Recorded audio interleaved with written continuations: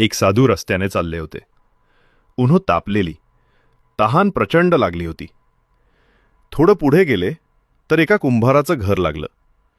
साधूंनी त्या कुंभाराला नम्रतेने विचारलं, बाबा, थोडं पाणी मिळेल का? कुंभार म्हणाला, महाराज, नक्की, आणि आदरपूर्वक त्यांना पाणी दिलं. साधू पाणी पित होते तेवढ्यात त्यांचं लक्ष बाजूला ठेवलेल्या मडक्यांकडे गेलं. एका बाजूला मडक्यांचा भला मोठा ढीग होता, पण एक मडकं मात्र वेगळं ठेवलं होतं. साधूंनी विचारलं, हे एकच मडकं वेगळं का ठेवलं आहेस रे बाबा? कुंभार म्हणाला, महाराज, ते मडकं खराब आहे, गळती लागली आहे, कोणी घेत नाही म्हणून बाजूला ठेवलंय. साधूंनी शांतपणे म्हणाले, मला तेच मडकं दे. कुंभार थोडा चकित झाला.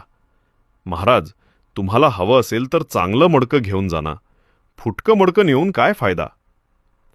पण साधूंनी ठामपणे सांगितलं, देणार असशील तर हेच दे, नाहीतर काही नाही.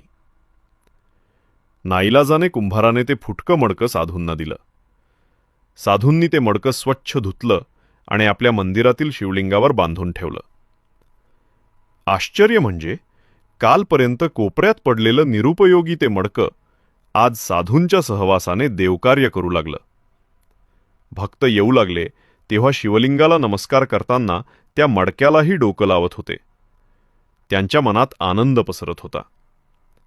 जर एक मातीचं मडकं साधूंच्या संगतीने इतकं पवित्र होऊ शकतं, तर आपण मनुष्य म्हणून जर गुरूंच्या, संतांच्या, चांगल्या व्यक्तींच्या सहवासात राहिलो तर आपलं जीवन किती सुंदर घडेल. म्हणूनच संगत चांगली असावी. जय जय रामकृष्ण हरी.